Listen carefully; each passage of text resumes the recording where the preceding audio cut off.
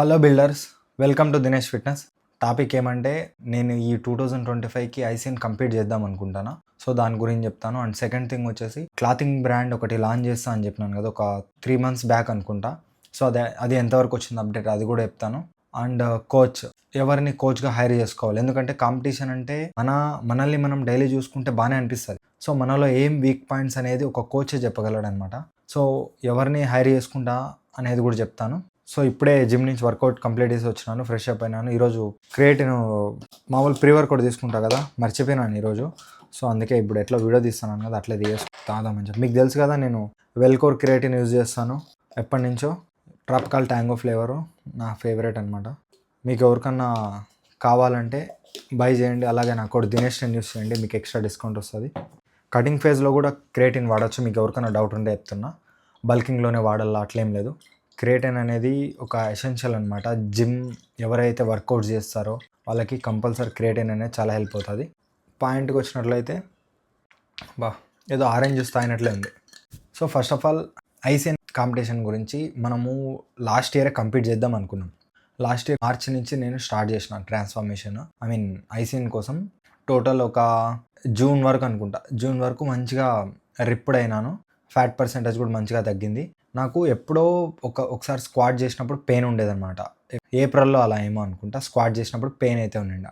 దాన్ని నేను పట్టించుకోకుండా అలానే వర్కౌట్స్ చేసుకుంటూ, డెడ్ లిఫ్ట్స్ కానీ స్క్వాట్స్ కానీ పెద్దగా పట్టించుకోలేదన్నమాట. అలానే చేసుకుంటూ ఆ ఇంజ్యూరీ అనేది కొంచెం పెద్దగా అయింది. నేను ఫస్ట్లో ఏమనుకున్నా, ఏదో నార్మల్ పెయిన్ కదా వెళ్ళిపోతుందిలే అనుకున్నా. సో ఎక్స్రేస్ అవి తీసిన తర్వాత ఫస్ట్ వచ్చేసి మజిల్ స్పాజమ్ అని వచ్చింది ఎక్స్రేలో.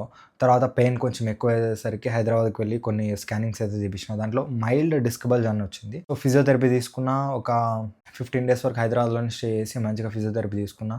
ఓకే, పర్లేదు, క్యూర్ అయింది. ఇంకా మనం కొన్ని రోజులు ఆపేసినాను, హెవీ లిఫ్టింగ్స్ అలా అని చెప్పేసి. మేజర్లీ లెగ్ అనేది చాలా అవాయిడ్ చేసిన, లెగ్ వర్కౌట్స్. దానివల్ల లెగ్ కూడా గ్రోత్ లేదు. సో ఇప్పుడు మళ్ళీ దాని మీద దృష్టి పెట్టాలి.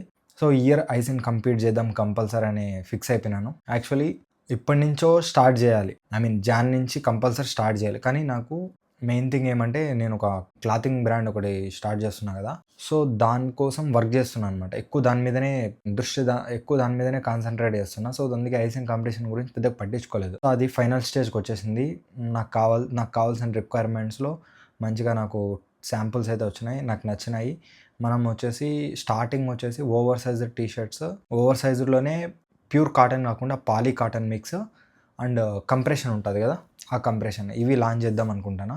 దీంతోపాటు track and dry fit t-shirts మొత్తం 5 అనుకుంటున్నాను. 5 ఎలా అవుతుంది ఏమని చెప్పేసి ఇంకా మీకు ఫర్దర్గా అప్డేట్ చేస్తాను దీని గురించి. ఒకసారి మొత్తం ప్రోడక్ట్స్ అన్నీ మనవి ఓకే అయిపోయిన తర్వాత లాంచింగ్ ఎప్పుడు, దాని పేరు ఏంటి, దాని ఎవరి చేతిలో లాంచింగ్ చేస్తున్నా, ఒక ఫేమస్ బాడీ బిల్డర్ చేత దగ్గర అయితే నేను లాంచ్ చేస్తున్నాను. ఎవరనేది మీకు త్వరలోనే చెప్తాను. అండ్ నెక్స్ట్ థింగ్ వచ్చేసి కోచ్ అనమాట. కోచ్ విషయానికి వచ్చినట్లయితే మన తెలుగు వాళ్ళని చెక్ చేసినాను. తెలుగు వాళ్ళకి ఇంకా నేనే మెసేజ్ ఏం చేయలేదు, టెక్స్ట్ ఏం చేయలేదు, జస్ట్ చూసినాను ఎవరు ఎలా అని చెప్పేసి. అండ్ ఇంకా హిందీ అంటే చాలామంది ఉన్నారు, ఐసీఎన్ ప్రోస్ గెలిచిన వాళ్ళు ఉన్నారు, కోచెస్ ఉన్నారు. సో వాళ్ళనిలో ఎవరిని చూస్ చేసుకోవాలని కొంతమందిని షార్ట్ లిస్ట్ చేసినాను.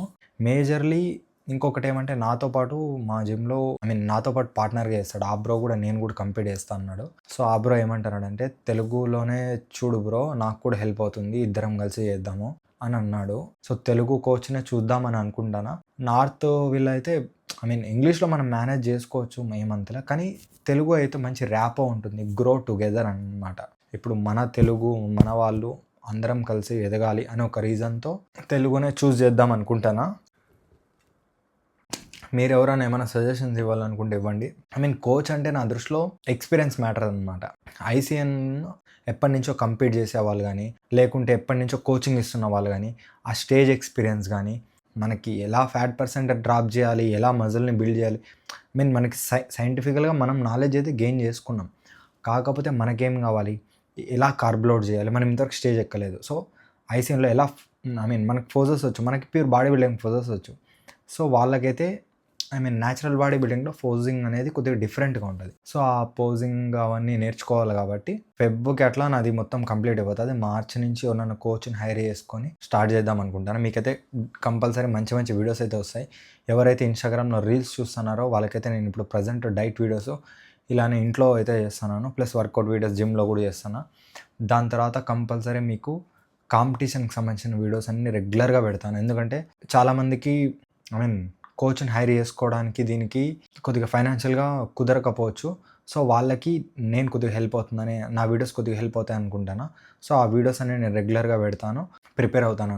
ఏమేం ఫుడ్స్ తీసుకుంటాను, ఎలా డైట్ ఫాలో అవుతున్నా, పోజింగ్ అని ప్రతి ఒక్క వీడియో మీకు అప్డేట్ అయితే చేస్తూ ఉంటా. ఇదే నేను చెప్పాలనుకున్నది. వీడియో నచ్చితే లైక్ చేసి మీకేమన్నా సజెషన్స్ ఇవ్వాలి ఏమన్నా ఉంటే కామెంట్స్‌లో చెప్పండి. ఓకేనా? Thank you.